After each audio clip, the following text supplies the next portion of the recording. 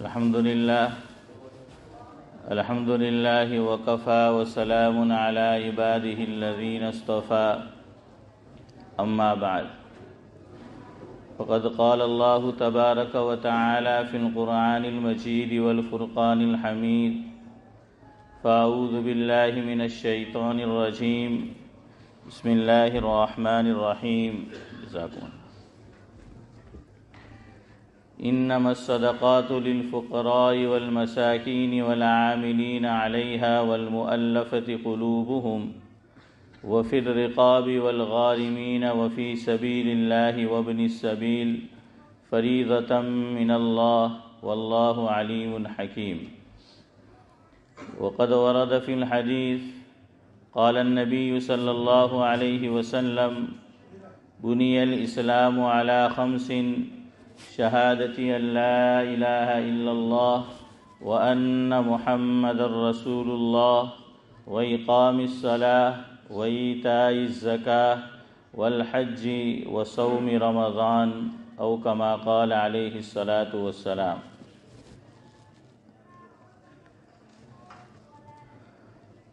وہ مالک کل ہے، کائنات اس کی ہے.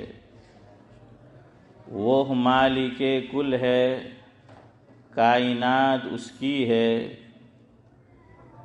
جو نہ ہو ختم کبھی وہ بات اس کی ہے. وہ مالک کل ہے، کائنات اس کی ہے. جو نہ ہو ختم کبھی وہ بات اس کی ہے. اعراض وجود میں ہیں قائم بالغیر. اعراض وجود میں ہیں قائم بالغیر. جو قائم بالذات ہے وہ ذات اس کی ہے. جو قائم بالذات ہے وہ ذات اس کی ہے. اور امجد حیدرآبادی لکھتے ہیں ہو علم اگر نصیب تعلیم بھی کر. ہو علم اگر نصیب تعلیم بھی کر. دولت جو ملے تو اسے تقسیم بھی کر. ہو علم اگر نصیب تعلیم بھی کر. دولت جو ملے تو اسے تقسیم بھی کر. اللہ عطا کرے جو عظمت تجھ کو. اللہ عطا کرے جو عظمت تجھ کو. جو اہل ہے اس کے ان کی تعظیم بھی کر. بزرگان محترم، زکوٰۃ کے تعلق سے کچھ باتیں گزشتہ کل کی مجلس میں بھی آپ کے گوش گزار کی گئی تھی. ان میں بھی خاص طور سے جو 10 شرائط ہیں کہ 10 باتیں پائی جائے گی تو زکوٰۃ فرض ہوگی. ان میں ایک بات ہے مالک ہونا، ملکیت. تو میں یہی آپ کو سمجھا رہا تھا کہ ملکیت کسے کہتے ہیں اور ملک کی کتنی قسمیں ہیں. اور زکوٰۃ کے اندر یہ ایک ایسی شرط ہے کہ اگر اس کو میں نے اور آپ نے صحیح طرح سمجھ لیا تو زکوٰۃ کے بہت سارے مسائل کا سمجھنا آسان ہو جائے گا.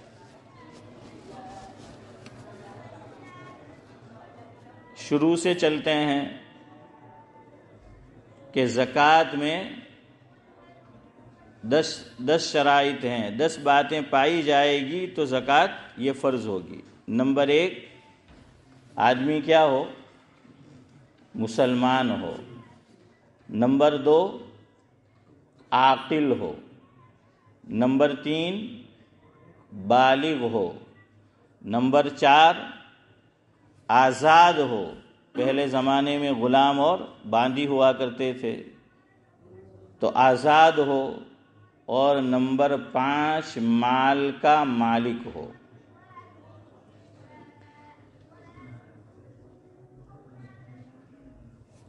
مالک، اصل مالک تو اللہ رب العزت ہے، اصل ملکیت اللہ رب العزت کی ہے۔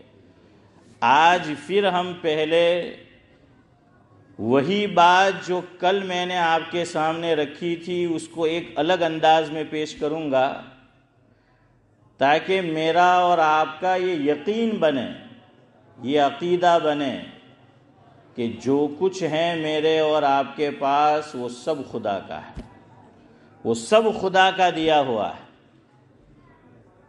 اور اللہ رب العزت مجھے اور آپ کو یہی بات سمجھاتے بھی ہیں۔ قرآن کریم میں اللہ رب العزت ایک مقام پر فرماتے ہیں کہ وَلَنَبْلُوَنَّكُمْ بِشَيْءٍ مِّنَ الْخَوْفِ وَالْجُوعِ وَنَقْصٍ مِّنَ الْأَمْوَالِ وَالْأَنفُسِ وَالثَّمَرَاتِ وَبَشِّرِ الصَّابِرِينَ الَّذِينَ إِذَا أَصَابَتْهُم مُّصِيبَةٌ قَالُوا إِنَّا لِلَّهِ وَإِنَّا إِلَيْهِ رَاجِعُونَ أولئك عليهم صلوات من ربهم ورحمة وأولئك هم المهتدون۔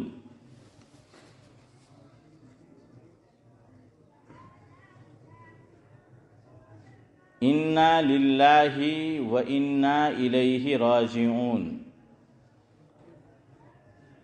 یہ عام طور پر ہم لوگ کب پڑھتے ہیں؟ ارے بولو، کسی کا انتقال ہوتا ہے اس وقت ہم بولتے ہیں اور پڑھتے ہیں۔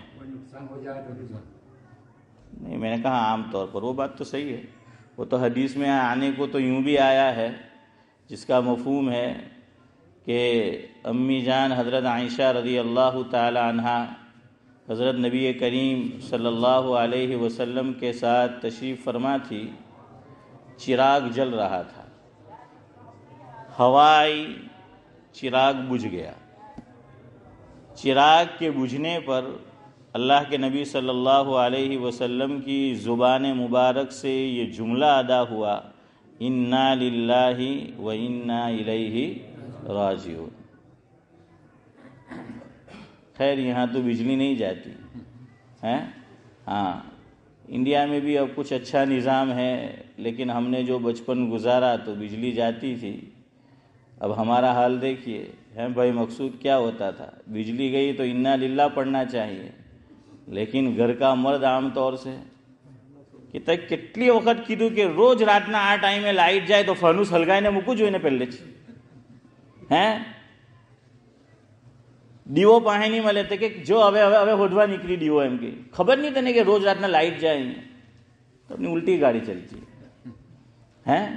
وہ غصہ، لڑائی جھگڑا، اور اسلام کی تعلیم کیا کہ چراغ جل رہا تھا بجھ گیا، لسان نبوت سے نکلا انا للہ و انا الیہ راجعون۔ ایک اور موقع، گھر میں بیٹی سے کانچ کا گلاس یا کانچ کی پلیٹ یا باؤل گر گیا اور وہ پھوٹ گیا، ٹوٹ گیا، تو ماں کہتی ہے کہ کوئی موٹی مصیبت آوانی ہوتی ہے، اللہ ہے اللہ میں پتہ ہی نہیں تھی ہوں گے کہ کوئی بڑی مصیبت آنے والی تھی، چلو اللہ تبارک و تعالیٰ نے چھوٹی مصیبت بھیج کر بڑی مصیبت سے بچا لیا۔ یہی ماں، یہی عورت جب بہو سے کانچ کا گلاس پھوٹتا ہے، کانچ کی پلیٹ ٹوٹتی ہے، تو عارف بھائی کیا بولتے ہیں؟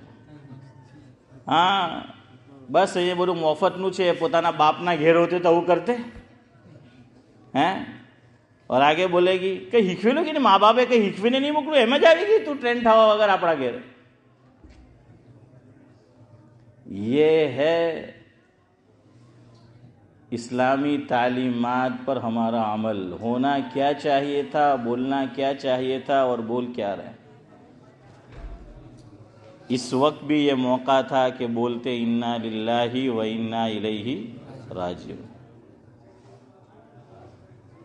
ڈبل ڈھول کی ہے ہم لوگ، ڈبل اسٹینڈرڈ.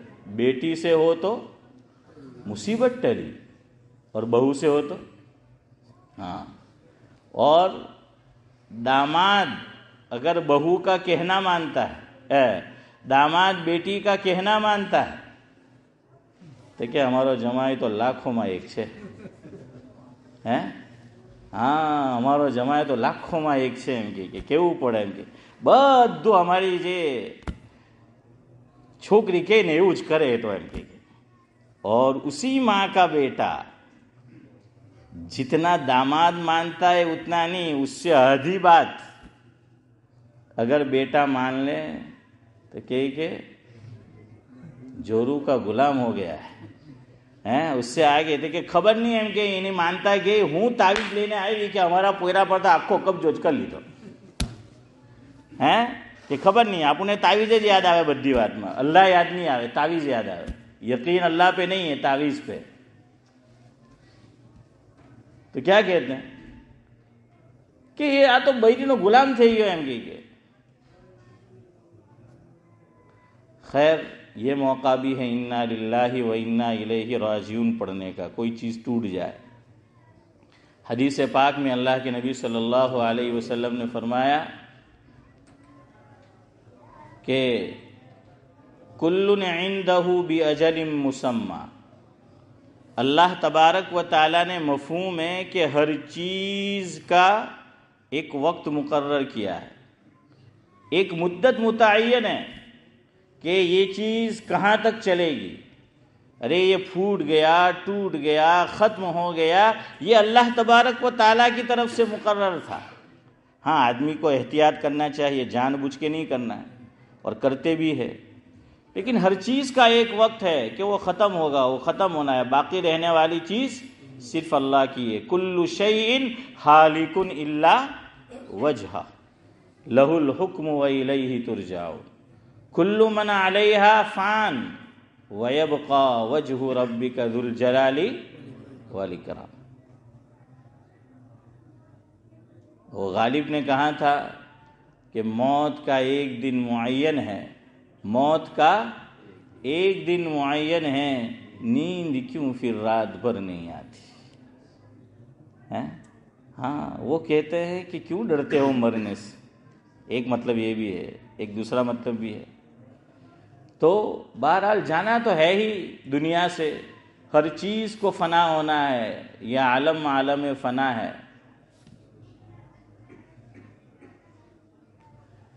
تو اللہ تبارک و تعالیٰ میرا اور آپ کا یہی ذہن بنانا چاہتے ہیں کہ اصل مالک اللہ رب العزت ہے، اصل ملکیت اللہ تبارک و تعالیٰ کی ہے. انسان دنیا میں آتا ہے، پیدا ہوتا ہے، اس کے پاس کچھ نہیں ہوتا، خالی ہاتھ آتا ہے، اور جب جاتا بھی ہے تو خالی ہاتھ جاتا ہے. اسی لیے آپ نے نام سنا ہوگا سکندر اعظم کا، شاید اسی کو الیگزینڈر کہتے ہیں. ہاں جاوید بھائی. تو اس نے یہ وصیت کی تھی، ایک دنیا کو اس نے فتح کیا تھا کہ جب میں مر جاؤں تو مجھے جنازے کے اندر جب تم مجھے لٹا دو، سلا دو چارپائی پر جنازے کی، تو میرے دونوں ہاتھ کو باہر نکال دینا. میرے دونوں ہاتھ جو جنازہ ہے، جو چارپائی ہے، دونوں ہاتھ کو باہر نکال دینا. پوچھا کہ ایسا کیوں؟ تو سکندر اعظم نے فرمایا جس کا مفہوم یہ ہے تاکہ دنیا والے یہ جان لے کہ میں نے ایک دنیا کو فتح کیا، لیکن میں بھی جب دنیا سے جاؤں گا تو خالی ہاتھ جاؤں گا، کچھ نہیں. نیک اعمال ساتھ جائیں گے، ایمان ساتھ جائے گا، باقی کچھ نہیں جائے گا.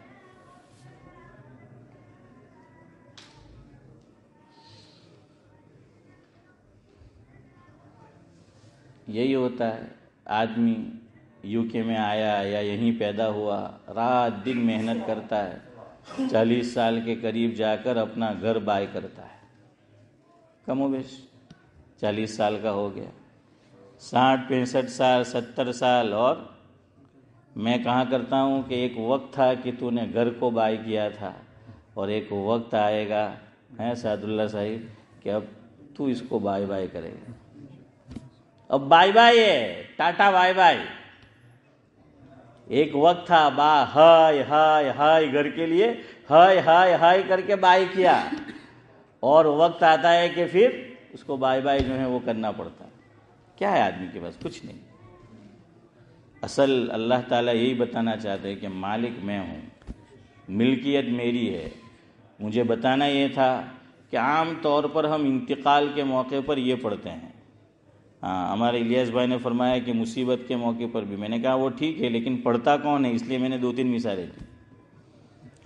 پڑھتے نہیں ہیں. پڑھنا تو چاہیے. ہر مصیبت کے وقت کیا پڑھنا چاہیے؟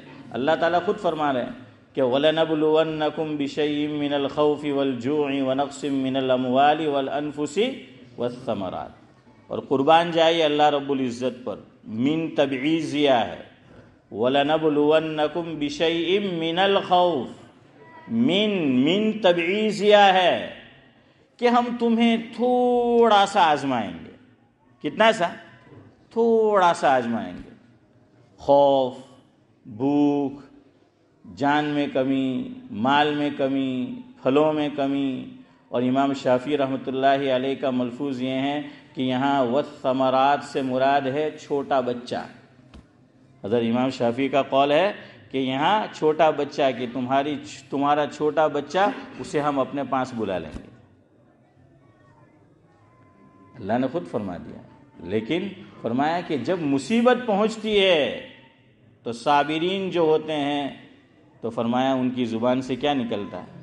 انا للہ و انا الیہ راجعون. لیکن آج میں اور آپ اپنی گریبان میں جھانک کر دیکھیں، ہمارے منہ سے کیا نکلتا ہے؟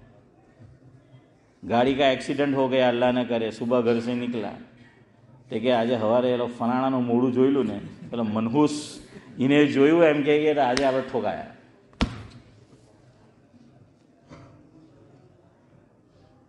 इंडियन एम्बेसी में गया, काम नहीं हुआ तो कि हवार में हेलो देखायेलो હતો. मैं कि नहीं देखाते तो हो नहीं सकते, ये अघरी ज बोलશે एम्बेसी. हैं? हाँ, हालांकि होना ये चाहिए इन्ना लिल्लाहि व इन्ना इलैहि राजिऊन. اللہ تعالیٰ نے بیٹا یا بیٹی کو اپنے پاس بلا لیا. اللہ تعالیٰ ہر ایک کی اولاد کی عمر طویل کرے، لمبی کرے، لیکن عام طور سے مائیں ان کو احتیاط کرنی چاہیے. عورتوں کی زبان سے کیا نکلتا ہے؟ اوہو اللہ અમુને એક જ તો આપલો હતો, એમ કે એક નવાઈનો હતો, ફલાણાંતા તો આટલા આટલા આપેલા છે, બધા જીવતા છે, કોઈ મળ્યું જ નહીં, મારા જ કોયરાને લઈ લીધો. ارے بولتے کہ نہیں ایسا؟ یہ ریالٹی ہے کہ نہیں؟ بتائیے آپ مجھے. یہ ہنسنے کی بات نہیں، رونے کی بات ہے. ہاں، کیوں؟ آخرت کا ثواب ہم یاد نہیں رکھتے، آخرت میں ملنے والے درجات کو ہم یاد نہیں رکھتے، اس لیے تکلیف زیادہ ہوتی ہے. مولانا عبد الماجد دریابادی رحمۃ اللہ علیہ کی تفسیر ہے، اردو انگلش دونوں میں، تفسیر ماجدی اور تفسیر قرآن کے نام سے چھپی ہے. حضرت نے اس آیت کے ماتحت یہ لکھا ہے، جس کا مفہوم یہ ہے کہ اگر قرآن کریم کے اندر اللہ تبارک و تعالی صرف یہی ایک آیت نازل فرماتے کہ الذین اذا اصابتهم مصیبہ قالوا انا للہ و انا الیہ راجعون، تو فرمایا کہ یہ کلام اللہ تبارک و تعالیٰ کا کلام ہے، حکیم مطلق کا کلام ہے. اس کی شہادت گواہی کے لیے قرآن کریم کی یہی ایک آیت کافی تھی، اور کچھ اللہ تعالیٰ نازل نہ کرتے قرآن کریم میں. صرف یہی ایک آیت کو اللہ تبارک و تعالیٰ نازل کرتے تو سمجھنے والے سمجھ جاتے کہ یہ کلام کسی انسان کا، کسی جن فرشتے کا نہیں، بلکہ یہ حکیم مطلق کا کلام ہے. فرمایا مفہوم ہے، لکھا ہے کہ یہ ایسا تیر بہدف نسخہ ہے کہ اگر انسان مصیبت کے وقت اس کو پڑھ لے، اس کے صرف پڑھنا نہیں ہے، معنی معلوم ہونا چاہیے. میننگ معلوم ہونا چاہیے، غور کرتے ہوئے سمجھتے ہوئے اس جملے کو پڑھے گا. فرمایا کہ دنیا میں وہ سکون والی زندگی گزارے گا. یہ لکھا ہے کہ اگر دنیا میں سکون والی زندگی چاہتے ہو، اس آیت کے مفہوم پہ غور کرو، اور جب کبھی آزمائش آ جائے یہ پڑھو انا للہ و انا الیہ راجعون، اور اس کا مفہوم ذہن میں لاؤ، انشاءاللہ العزیز سکون حاصل ہو جائے گا. 3 باتیں حضرت نے یہاں لکھی ہے کہ اس میں بطور خاص اللہ رب العزت 3 باتیں فرما رہے ہیں. یہ جو میں نے آپ سے پوچھا کہ یہ جملہ ہم کیوں پڑھتے ہیں، تو اس وقت ہمارا عقیدہ یہی ہوتا ہے کہ بھائی جانے والا دنیا سے چلا گیا، انتقال کر گیا، یہ کس کی ملکیت تھی؟ ہے گل حمید، یہی ہوتا ہے نا دل میں. ہاں یہی ہوتا ہے سب کے دل دماغ میں کہ یہ اللہ کی ملکیت تھی. لیکن ہمارے دماغ میں صرف انتقال کے وقت ہی یہ بات عارف بھائی آتی ہے کہ اللہ تعالیٰ کی ملکیت تھی.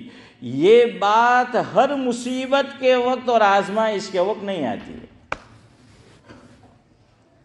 بھائی لے لی اللہ تعالیٰ کی ملکیت تھی، بزنس چل رہا تھا اللہ تعالیٰ کی عطا تھی، بزنس میں گھاٹا ہو رہا ہے، دکان نہیں چل رہی، شاپ نہیں چل رہی، ویئر ہاؤس میں سے چیزیں جو ہیں وہ نہیں بک رہی، تو ہم یہ نہیں سوچتے کہ یہ بھی اللہ تبارک و تعالیٰ کی طرف سے ہے. ان للہ ما اخذ وله ما اعطى. تو دینے والی ذات بھی اللہ کی اور لینے والی ذات بھی اللہ کی. یہ بھی تعزیت کے موقع پر یہ دعا پڑھی جاتی ہے کسی کے انتقال پر کہ ان للہ ما اخذ وله ما اعطى وكل عنده باجل مسمى فلتصبر ولتحتسب او کما قال علیہ الصلاۃ والسلام. لیکن اس موقع پر ہم کیا سوچتے ہیں کہ આ તો કોઈ કંઈ કરાવેલું છે એટલે હવે બિઝનેસ નહીં ચાલતો, કે કોઈ રોજી બાંધી દીધી. શું કે કોઈએ આપણો રીઝ કેમ કે બાંધી દીધેલો છે. મેં કે તને જ બાંધીને મારવા જેવો છે. હે ઇમ્તિયાઝ ભાઈ, સહી ہے نا؟ ہاں یہ ہے ہمارا ایمان. نماز سے ایمان کو نہ جھانچا کرے، روزے سے نہ جھانچا کرے، حج اور عمرے سے نہ جھانچا کرے. اصل آزمائش تو یہ چیزیں ہیں وَلَنَبْلُوَنَّكُمْ بِشَيْءٍ مِّنَ الْخَوْفِ وَالْجُوعِ وَنَقْصٍ مِّنَ الْأَمْوَالِ وَالْأَنفُسِ وَالثَّمَرَاتِ. اس موقع پر سب سے زیادہ میں محتاج ہوں.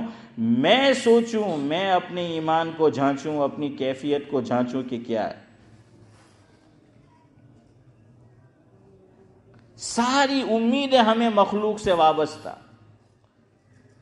ایمان ہمیں سکھایا گیا بچپن میں مکتب کے اندر کہ ایمان مفصل آمنت باللہ وملائکتہ وکتبہ ورسلہ والیوم الآخر والقدر خیرہ وشرہ من اللہ تعالی. ہاں والقدر خیرہ وشرہ من اللہ تعالی. لیکن ہمارا معاملہ الٹا ہے.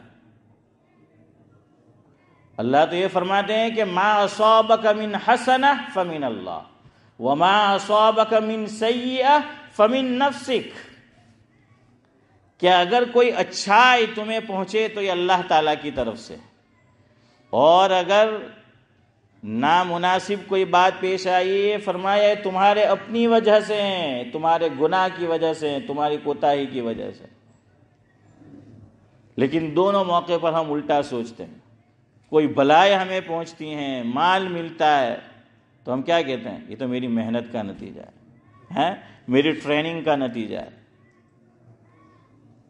اللہ کی طرف ہم منسوب نہیں کرتے.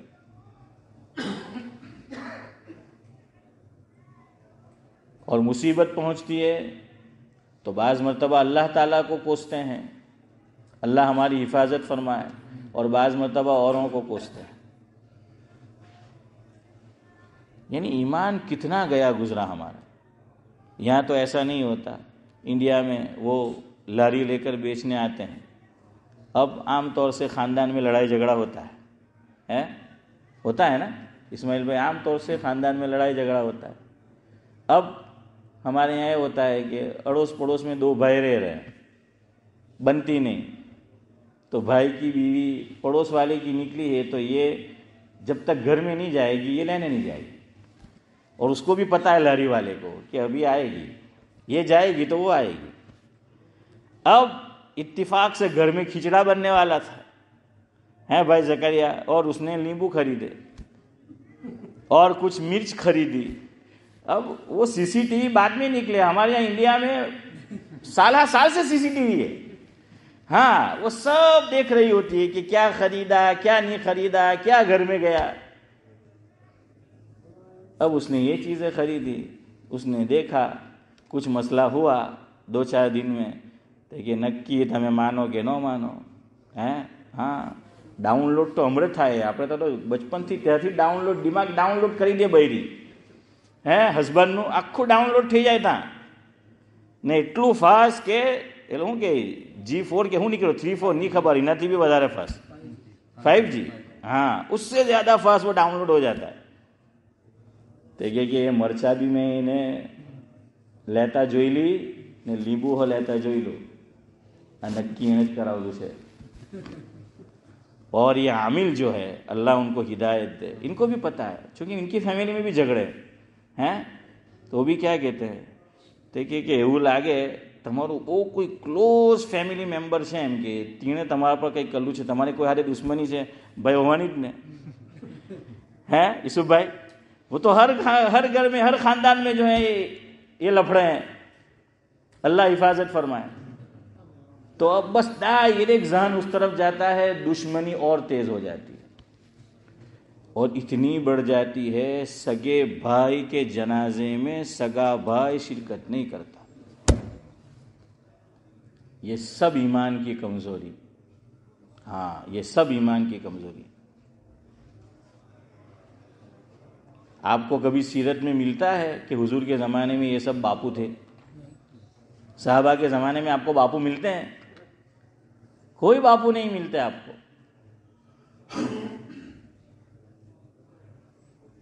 حکیم الاسلام حضرت مولانا قاری محمد طیب صاحب رحمۃ اللہ علیہ فرماتے تھے, مفہوم ہے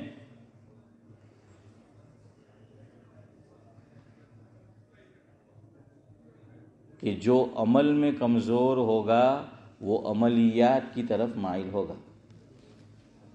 کتنا اچھا جملہ ہے. جو عمل میں کمزور ہوگا, کوتاہی کرتا ہے, وہ عملیات کی طرف پھر کیا ہو جاتا ہے, مائل ہو جاتا ہے. اور میں سوچتا ہوں کہ આ બધું જે કંઈ થાય આપણા ઇન્ડિયામાં જ થાય, અરબમાં કંઈ નહીં થાય.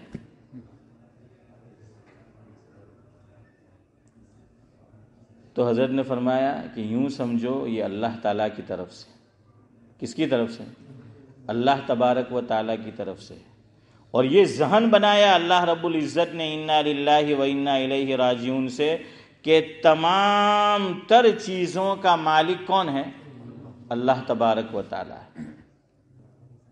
ہم تو عبد محض ہے, تمام تر چیزوں کا مالک اللہ تبارک و تعالیٰ ہے. اور دوسری بات یہ سوچو کہ وہ چیز اسی کی تھی, اسی نے لے لی. میں عبدالسلام بھائی کو کوئی چیز دوں کہ عبدالسلام سے عبدالسلام تک ہیں, اور پھر میں ان سے مانگوں تو ان کو کوئی ناگواری نہیں ہونی چاہیے کہ بھئی ٹھیک ہے آپ نے مجھے چیز دی تھی, آپ نے واپس کیا کر لی, وہ لے لی. اسی لیے کہنے والے نے کہا کہ جان دی ہوئی اسی کی تھی, جان دی ہوئی اسی کی تھی, حق تو یہ ہے کہ حق ادا نہ ہوا. تیسری بات سنو, فرمایا انا للہ میں یہ سوچو کہ جو دنیا سے چلے گئے ہیں ہمارے, کوئی بات نہیں, ایک دن ہمیں بھی جانا ہے اور ہم سب وہاں پر ایک دن ملنے والے ہیں. مثال لے لیجئے, یہاں سے ہم انڈیا گئے, والدہ کا کام بھی ہم نے رکھا وہاں, ایمبیسی میں سے ابھی جواب نہیں آیا ہے, اور بیٹا واپس آ رہا ہے, تو ماں روتی ہے تو کیا کہتے ہیں, امی جان مت روئے, بس چند دنوں کی بات ہے, آپ کا کام ہم نے ڈالا ہے اور کاغذات اتنے پاورفل ہے کہ اللہ کی ذات سے امید ہے کہ آپ کو ویزا کیا ہو جائے گا, مل جائے گا. تو کہ رونے کی کیا بات ہے, چند دن کے بعد تو واپس ملنے والے ہیں. یا والدہ یہاں آئی ہوئی ہے، انڈیا جا رہی ہے، کچھ دنوں بعد ہماری بکنگ ہے، تو کیا کہتے ہیں کہ مت رو، تھوڑے دنوں بعد پھر ملنے والے ہیں. تو فرمائے یہ جو چلے گئے ہیں چند دنوں کی بات ہے، چند مہینوں کی بات ہے، چند سالوں کی بات ہے، واپس کیا کرنے والے؟ ملنے والے. تو صبر اور سکون آ جائے گا کہ ہاں، لیکن انا للہ و انا الیہ راجعون اس کو سمجھ کر جو ہے وہ پڑھنا پڑے گا. تو اس میں بھی ہمیں اچھا، اس کا نام ہے استرجاع. جیسے لا حول ولا قوت الا باللہ، تو اس کا نام ہے حوقلہ. شارٹ کٹ میں کیا ہوگا؟ حوقلہ، یعنی لا حول ولا قوت الا باللہ العلی العظیم. اور انا للہ و انا الیہ راجعون، اس کا شارٹ کٹ ہے استرجاع. کیا ہے؟ استرجاع، یعنی انا للہ و انا الیہ راجعون. اس کا کیا معنی ہے؟ اس کا معنی ہے کسی کو دی ہوئی چیز واپس لے لینا. کیا کرنا ہے شیخ صاحب؟ کسی کو دی ہوئی چیز، کیا ہماری نہیں تھی، کسی نے ہمیں دی اور اس نے وہ چیز کیا کر لی؟ واپس لے لی. تو ہم اللہ کے ہی ہے، سب اللہ کے، اللہ نے دی اور اللہ نے چیز کو واپس کیا کر لیا؟ وہ لے لیا. اسی لیے عربی زبان میں کہاوتیں کہتے ہیں استرجع حقہ، کہ بھائی اس کی چیز تھی اس نے لے لی اور جس کو دی تھی اس نے واپس کر دی. تو یہ ذہن بناؤ تو زکوٰۃ نکالنا آسان ہوگا. یہ آپ کو بتانا ہے. زکوٰۃ نکالنا کیوں مشکل ہوتا ہے؟ دیکھیے، ہزاروں میں زکوٰۃ نکالنا آسان ہے، لاکھوں میں مشکل ہے. جتنا پیسہ زیادہ آئے گا اتنی ہی بڑی آزمائش ہے. ہم تو خوش ہوتے ہیں کہ آپ تو انڈیا میں એમ કે ફલાણા વિંગા રોડ ટચ આતે હતા ને 10 કરોડમાં ગયા. મેં કે હવે તું કાં જાય તે જો. હવે રમઝાન બી પાસે આવ્યો. થોડાક વર્ષ પહેલાંની વાત છે, એક બાજી મારા પાસે આવ્યા. મને કે મોલ સાહેબ અમારી જમીન એમ કે 5 કરોડની વેચાય એમ કે, હવે રમઝાનમાં ખાલી અઠવાડિયું જ બાકી છે એમ કે, તો એના પર જકાત તો નહીં કાઢવાની ને એમ કે, એક વર્ષ પૂરું થવું જરૂરી ને. મેં કે ના બાજી કાઢવાની. તો કે હે એમ કે વળી એવું કે હોતું હોય એમ કે, એવું વળી કે હોતું હોય એમ કે આ 5 કરોડ હજુ આવ્યા તો હમણે ને આ રમઝાન આવતી છે ને તમે કે એના પર જકાત કાઢવાની, તો કેટલા પૈસા ચાલ્યા જાય? تو میں کہ جائے تو جائے، یہ تو شریعت کا حکم ہے. 1 منٹ پہلے بھی آ گیا، رمضان تو رمضان آدمی زکوٰۃ نکالتا ہے. 1 منٹ کی دیر ہے مغرب میں، رمضان شروع ہونے میں، مال آیا زکوٰۃ نکالو. ہر روپیے پر سال گزرنا ضروری نہیں ہے، یاد رکھو. ہاں، ہم کیا کہتے ہیں، زمین بکتی ہے کروڑوں میں، اللہ نے બહુ મોટો આભાર એમ કે એહસાન એમ કે અલ્લાહે એમ કે દીધું તો છપ્પર ફાંડને દીધું એમ કે, હે પણ હવે તો છપ્પર છે જ નહીં. મેં કે સિમેન્ટનું એ તોડીને આપ્યું. હે તો વહાં અલ્લાહ યાદ આતા है और ज़कात निकालनी ये अल्लाह का हुक्म है. तो यहाँ फिर ये याद आता है कि 1 वर्ष तो जो गुजरू नहीं. देखा, ये फिर डबल स्टैंडर्ड. याद रखना, ये ज़कात आएगी, करोड़ों पे ज़कात आएगी और करोड़ों का मालिक है. अब ज़कात देखिए वो हजारों में और लाख तक पहुंचेगी. अभी आजमाइश, ये इम्तिहान अल्लाह ने, इसीलिए मैंने ये समझाया, ये जहन बनाया अल्लाह ने कि मालिक मैं हूं. तुम आए थे, कुछ नहीं था तुम्हारे पास, तुम जाओगे, कुछ नहीं होगा. और देखिए अल्लाह का कितना करम. इनकम टैक्स में और ज़कात में फ़र्क है. टैक्स हुकूमत जो लगाती है वो किस पे लगाती है? पूरी इनकम पे जो सालाना है. और ज़कात अल्लाह ताला ने फरमाया कि 100 में मुझे 2.5% दे दो. 100 पाउंड में कितनी देनी है? 2 पाउंड 50 पैनी खाली देनी है. बाकी कितने हमारे हाथ में रहे? 97.50 है ना. हाँ, તો यहाँ તો કે અલ્લાહનો શુકર ખાલી 2.5 પાઉન્ડ જ ગયા. પણ હવે કરોડમાં હોય તો આટલા બધા ગયા એમ કે, હે આટલા બધા ચાલ્યા જાય. મેં કે ભાઈ તું જ એક દાડે ચાલો જાય, હે તો પછી એની ઉપર ફિકર કર. देखिए अजाब हमें भुगतना है कब्र में और अय्याशी हमारी औलाद करेगी. और आज का जो दौर है, क्या हम अपनी औलाद से ये तवक्कुर रख सकते हैं कि वो 2 रकत पढ़कर हमें ہمارے لیے دعا کرے گی، ایصال ثواب کرے گی، ہماری قبر پر آئے گی۔ کووڈ میں آپ نے نہیں دیکھ لیا، میں نے اپنی آنکھوں سے دیکھا، سگے بیٹے نے اپنے باپ کی باڈی کو ہاتھ نہیں لگایا۔ میری آنکھوں کے سامنے کا واقعہ ہے یہ کووڈ کا۔ سگے باپ کو اس نے ہاتھ نہیں لگایا، منع کیا کہ تم کر لو، کہ جو پیسے ہوں گے وہ میں دے دوں گا۔ ہم تو ہر چیز پیسے پہ تولتے ہیں، باپ کی محبت، باپ کا حق، اسے بھی آج کی اولاد پیسے کے بل بوتے پر تولنے لگی ہے۔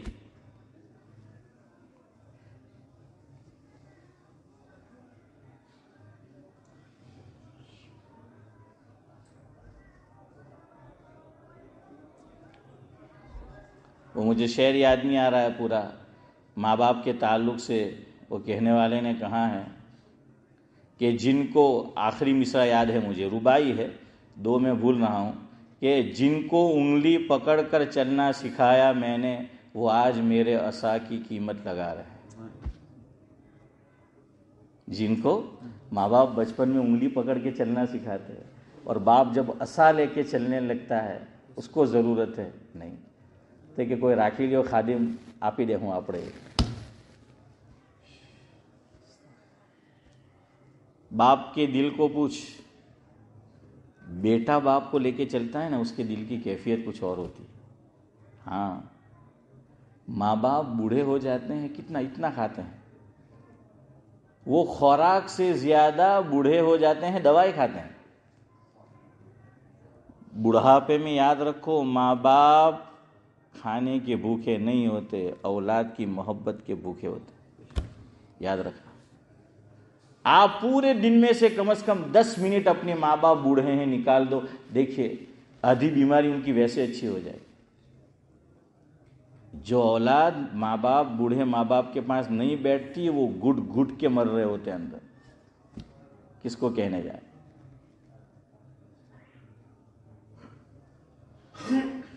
خیر بہرحال، تو میں آپ کو اس پہ لانا چاہتا ہوں، زکوٰۃ پہ۔ زکوٰۃ نکالنا کب آسان ہوگا؟ اللہ نے یہ ذہن بنایا کہ اصل مالک کون ہے؟ اللہ ہے۔ اصل مالک کون ہے؟ اللہ ہے۔ 40 تک انشاءاللہ ختم کرتے ہیں۔ اصل مالک اللہ ہے، اور جب مال اللہ نے دیا، جیسے باپ بیٹے کو بعض مرتبہ دیتا ہے، کچھ سیب دے دیا، اورنج دے دیا، اور پھر بیٹے سے مانگتا ہے کہ اللہ مجھے دے، ہیں یہاں امتحان ہو جاتا ہے۔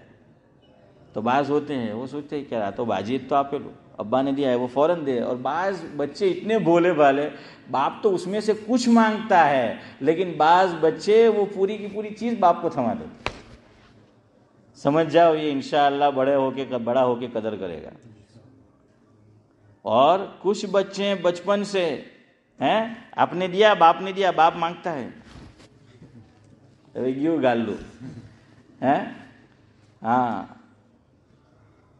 کہ باپ کو یہ دینا نہیں چاہتا ہے۔ یہ اللہ نے بھی اسی طرح ہمیں دیا کہ لو، مال دیا، دولت دی، شہرت دی، عزت دی، پراپرٹی دی، جائیداد دی، اللہ نے دیا، لو۔ اب امتحان لے رہے باپ کی طرح اللہ کہ اب لاؤ۔ اللہ نے 100 دیا، فرمایا 2.5 لاؤ، 1000 دیا، فرمایا 25 لاؤ۔ ابھی امتحان ہے۔ اور میں نے کہا کم زکوٰۃ نکالنا آسان ہے، جتنا آدمی زیادہ مالدار اتنی زکوٰۃ زیادہ آئے گی، اتنا امتحان زیادہ ہے۔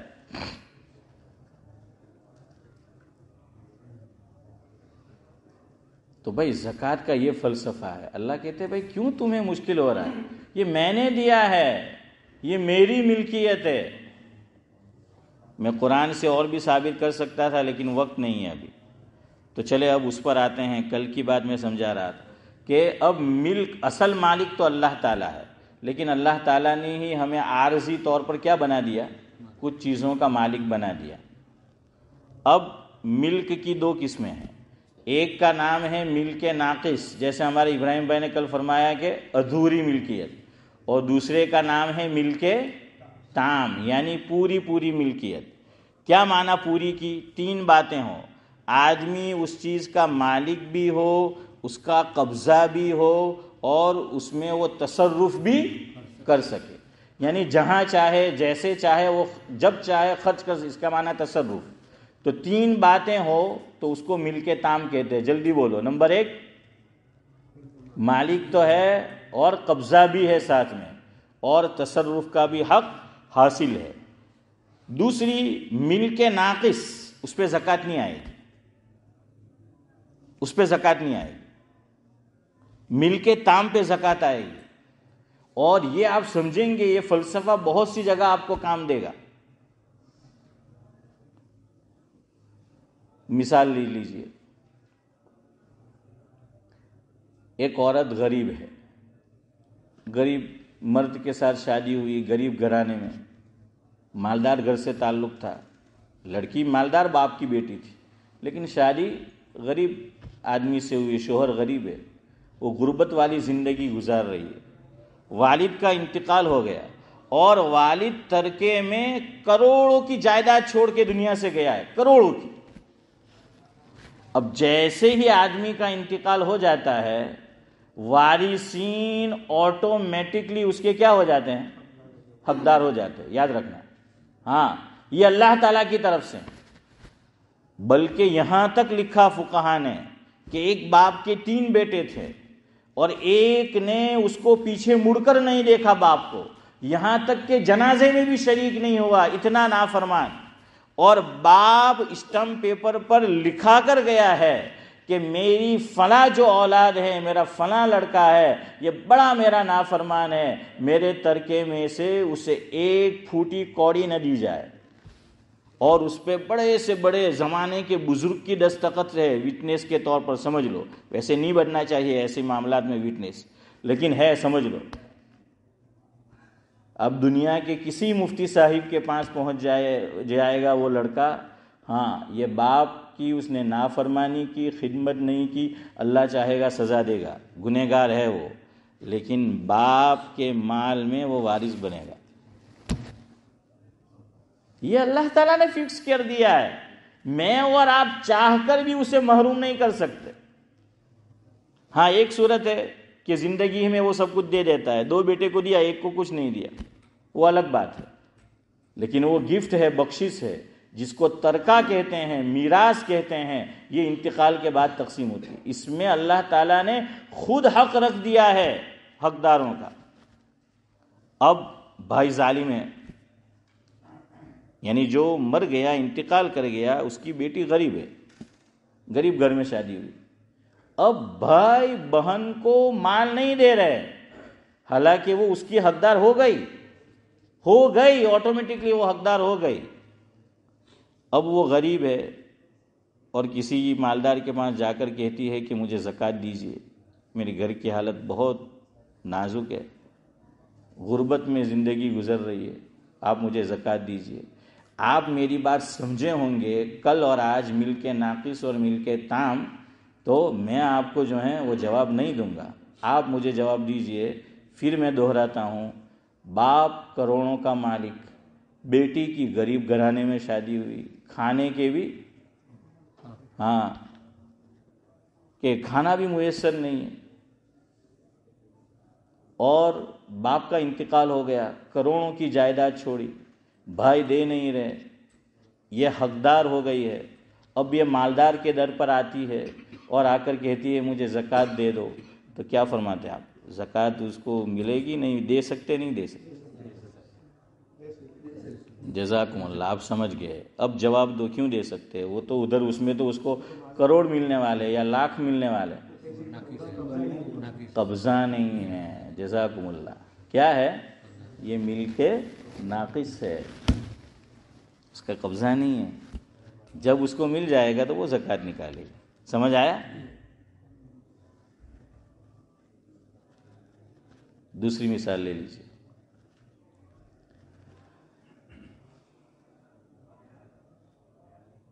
ڈپوزٹ.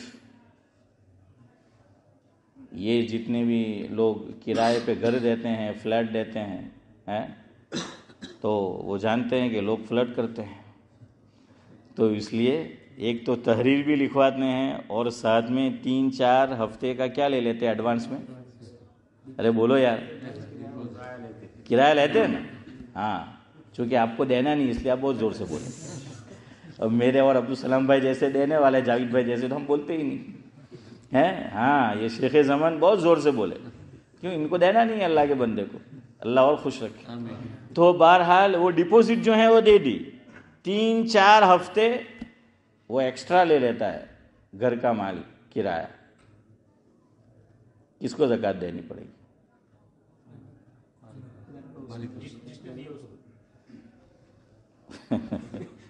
ارے بولے اب آپ پھنس گئے نا. کیا مالک کو؟ کیوں؟ کون مالک؟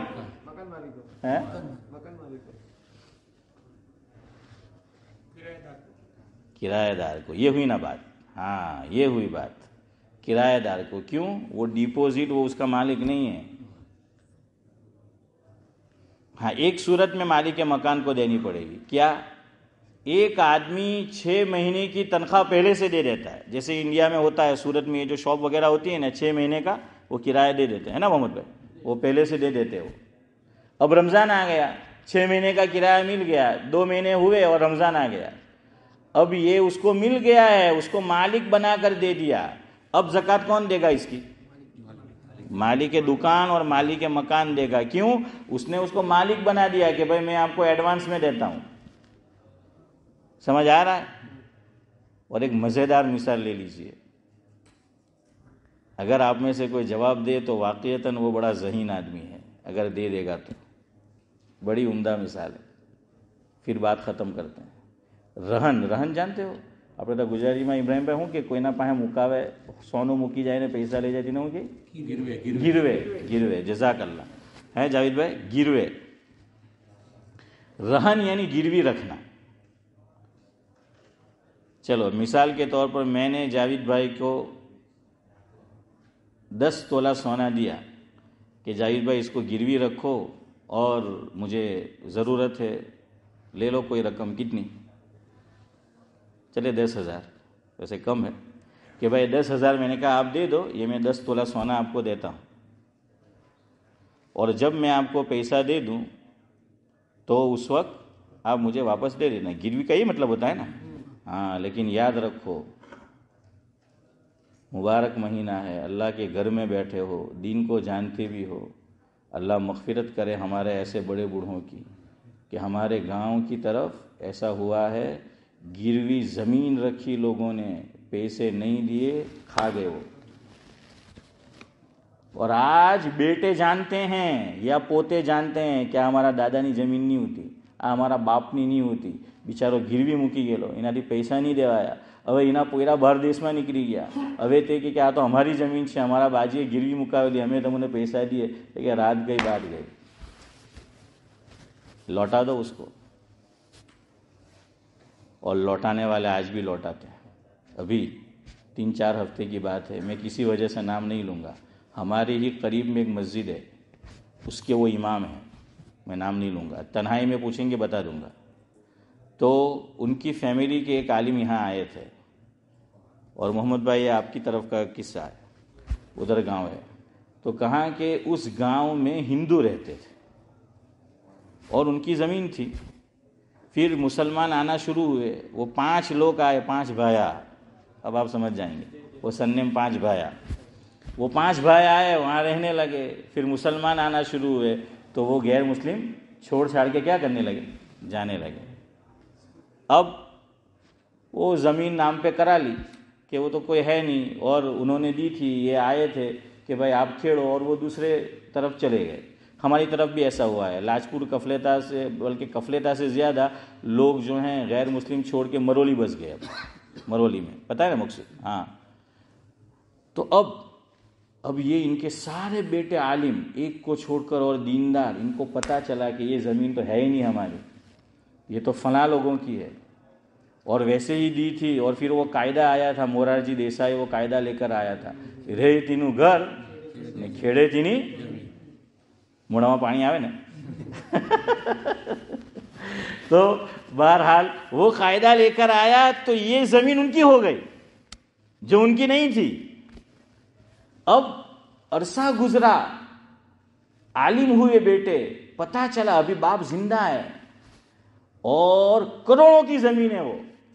ये गए اور کہا کہ نہیں، یہ قانون لائی تھی حکومت انڈین گورنمنٹ کہ رہی تینوں گھر کھیڑے تینی زمین، اسلامی اعتبار سے ہم اس کے مالک نہیں ہیں. اور وہ سارے کاغذات لے کر گئے، سب کچھ کر کے گئے، اور جتنے سال انہوں نے اس میں کھیتی کی، کھیت کو جوتا، تو وہ رقم بھی ان کو دی. اب آگے سنیے، میں نے کہا وہ بھی کیسا اللہ کا بندہ ہے، وہ ان الذین آمنوا نہیں ہے جن کی دی، سارا لے لیا. یوں بھی نہیں کہا کہ پیسے آپ لے جاؤ چلو زمین تو آئی. تو شکریہ ادا کیا اور کہنے لگے کہ تمہیں تو بھگوان بنی نہ ہے. એ લોકોને તો કઈ બી સારું થાય તો ભગવાન હે તો કે તમે તો અમારા માટે ભગવાન સમાન છે એમ કે આજે કોણ આપે આટલી વેલ્યુએબલ જમીન એમ કે પાછી તમે અમને એમ જ આપી રહેલા છે, નામ પર भी તમારા છે. وہ کہتے کہ نہیں، لیکن شرعی اعتبار سے اس کے مالک ہم نہیں. ابھی کی بات سنانا ہوں آپ کو، ابھی تازہ واقعہ.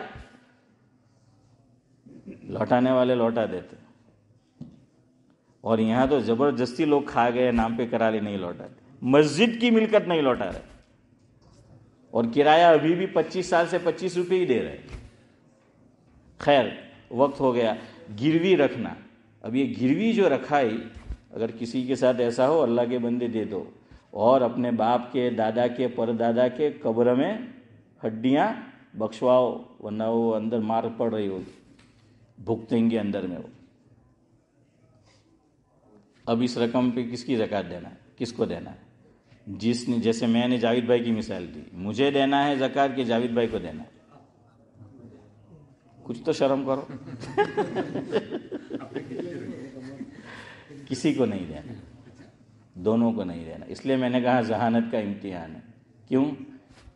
اب یہ میری ملک تام نہیں ہے، یہ کیا ہو گئی میری ملک ناقص، اور وہ بھی مالک نہیں، کوئی مالک نہیں ہے. دونوں کو زکوٰۃ نہیں دینی. ہاں، اب میں نے جاوید بھائی کو 10,000 پاؤنڈ لیے تھے، میں نے 5,000 چکا دیے، تو 5,000 پہ دینی ہے جتنے میں نے چکائے، اور جو ابھی باقی ہے اس پہ نہیں دینی. چلے بہرحال جو کچھ کہا سنا گیا، اللہ تعالیٰ قابل عمل باتوں کو سمجھنے اور وقت پر عمل کی توفیق نصیب فرمائے. سبحان اللہ و بحمدہ، سبحانک اللہم و بحمدک، نشہد ان لا الہ الا انت.